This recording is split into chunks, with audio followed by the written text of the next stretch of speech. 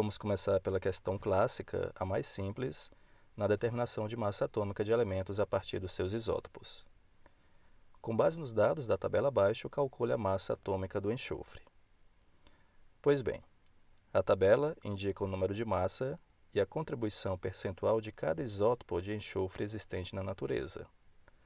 Para realizar o cálculo da massa atômica do elemento, basta multiplicar o número de massa de cada isótopo pelo valor da sua abundância, somar os resultados e dividi-los por 100. Basicamente, é uma média ponderada em que os pesos atribuídos são os valores percentuais de abundância. Ao dividi-los pela soma dos pesos, o valor obtido sempre será 100, indicando que todos os isótopos do elemento foram contabilizados. Aqui já vale mencionar um detalhe. Frequentemente a gente se refere a cálculo de massa atômica, mas segundo alguns autores mais rigorosos, o correto seria falar em cálculo de peso atômico. O peso atômico é que relaciona a média das massas dos isótopos naturais de um dado elemento químico. Portanto, se quisermos seguir esse mesmo rigor, vamos dizer que o cálculo que acabamos de fazer e os que faremos logo mais fornecem valores de peso atômico e não de massa atômica. Embora aqui a gente não vá utilizar esse rigor conceitual na resolução das questões, é interessante que vocês saibam que existe essa diferenciação, ok? Próxima questão. O elemento magnésio, cuja massa atômica na tabela periódica é de 24,3 unidades de massa atômica, apresenta na natureza 3 isótopos. Um deles possui massa igual a 24 e é encontrado na natureza com abundância de 79%. Já o isótopo de massa igual a 25 possui uma abundância de 10%. Qual é a massa do terceiro isótopo que apresenta abundância de 11%? De início, vamos montar a tabelinha, relacionando os valores dados na questão. Cada massa com sua respectiva abundância. A massa a ser descoberta será representada por A. E montamos uma expressão similar à da questão anterior. A diferença é que agora já sabemos o valor final da massa, ou peso atômico a ser obtido. Então, vamos resolver a questão em função da variável A, desconhecida, organizando os cálculos. Pronto, o valor da massa do terceiro isótopo é 25,8. A figura a seguir representa o espectro de massa de uma amostra de um elemento químico desconhecido de símbolo E. Analise o espectro e responda. Qual a abundância isotópica do elemento E? Neste primeiro item, o que é perguntado diz respeito aos percentuais relativos a cada isótopo deste elemento.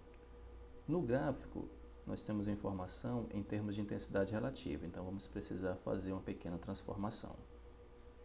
No item B, qual deverá ser o valor aproximado da massa atômica do mesmo elemento? E este cálculo será feito a partir do resultado obtido no item A. Então vamos lá. Inicialmente, o que é que a gente precisa fazer? Observando os dados do espectro de massa, nós observamos que é uma intensidade relativa relacionada a cada um dos 4 isótopos do elemento. Então, inicialmente, nós precisamos fazer uma aproximação desses valores e observar qual a intensidade relativa a cada isótopo. Para efeitos de cálculo, vamos fazer uma simplificação, vamos cortar 5 zeros de cada valor de intensidade. Desse modo, fazendo uma estimativa para o isótopo de massa atômica 208, nós vamos obter aproximadamente 3.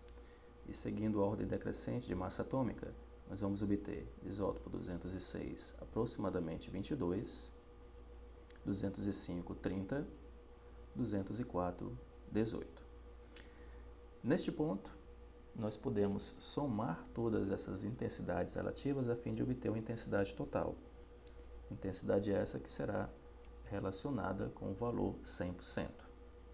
E aqui nós temos, então, o ponto de partida para obter os valores percentuais dos isótopos desse elemento. Uma vez que 73 corresponde a 100, vamos ver qual o valor percentual que corresponde a 3 para o isótopo 208. É só fazer uma regra de 3 simples e nós temos o valor percentual do isótopo 208, que é 4,1%. Seguindo o mesmo raciocínio, nós vamos obter para o isótopo 206 30,1, para o isótopo 205, 41,1, para o isótopo 204, 24,7. E assim nós temos o que foi solicitado no item A. Para o item B, nós vamos utilizar esses mesmos valores e fazer uma média ponderada, relacionando cada um desses percentuais com as massas atômicas de cada um dos isótopos. Deste modo, nós teremos 208 vezes 44,1 mais 206 vezes 30,1, 205 vezes 41,1 e 204 vezes 24,7. Como nós estamos considerando uma média ponderada e toda a base de cálculo é uma base percentual, então nós teríamos que a soma desses pesos é 100% e realmente é. E então, fazendo o cálculo, nós chegamos ao resultado de que a massa atômica desse elemento desconhecido seja 205,2 unidades de massa atômica.